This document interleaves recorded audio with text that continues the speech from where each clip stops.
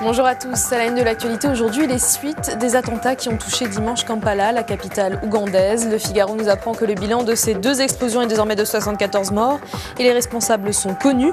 Il s'agit d'Al-Shabaab, un groupe de djihadistes somaliens qui a revendiqué ces attaques. Il reproche à l'Ouganda l'envoi il y a près de 2 ans de troupes de maintien de la paix en Somalie. Les Shabaab qui sont proches d'Al-Qaïda.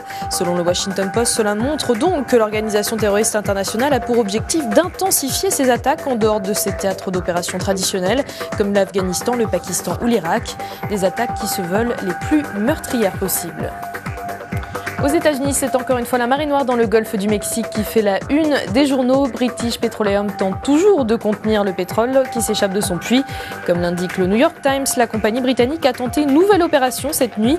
Elle a installé un nouvel entonnoir plus étanche et qui pourrait peut-être bien stopper définitivement la fuite. Mais pour le journal américain, il faut rester prudent et attendre le résultat des tests qui vont durer 48 heures.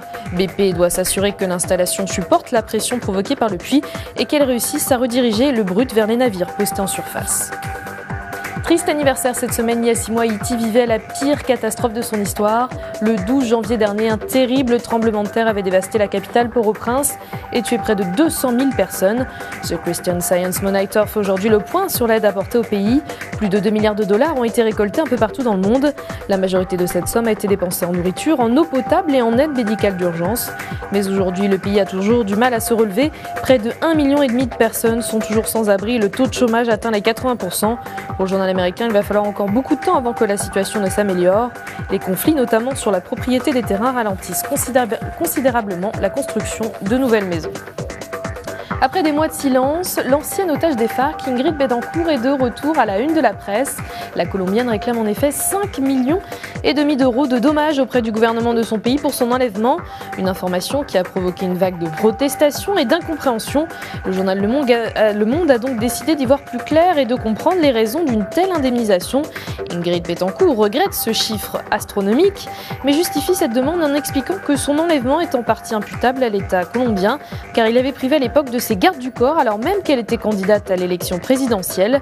Autre argument pour le camp Betancourt, le véritable motif de cette réclamation est de relancer le débat sur le droit des ex-otages. Cette demande n'est en effet pas la première. Un ancien député enlevé en 2002 a lui aussi cherché à se faire indemniser. Sport à présent avec le retour triomphal de l'équipe d'Espagne dans son pays. Comme nous le prouve la une du quotidien sportif Marca, c'est une véritable marée humaine qui a accueilli hier les champions du monde de football.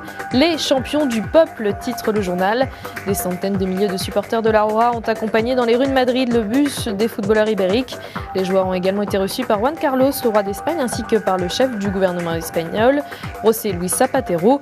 Iniesta, auteur du but Victoria, a même offert au Premier ministre un maillot de l'équipe, mais brodé désormais avec la première étoile de champion du monde. Et pour finir cette revue de presse, voici les dernières nouvelles de celui qui avait prédit avant tout le monde la victoire des Espagnols. Je veux bien entendu parler de Paul Le Poulpe, le pronostiqueur le plus célèbre de la planète. Le pensionnaire de l'aquarium d'Oberhausen est devenu une star planétaire et il a été récompensé hier pour son pouvoir de prédiction. L'Express nous apprend qu'il a reçu une copie miniature du trophée de la Coupe du Monde. Place désormais au repos et pas question de quitter l'Allemagne, même si l'aquarium a reçu beaucoup d'offres de fans qui souhaitent acquérir Paul. Le Poulpe reste dans son pays. Voilà, c'est tout pour la revue de presse internationale. Je vous souhaite une très bonne journée sur Mediansat.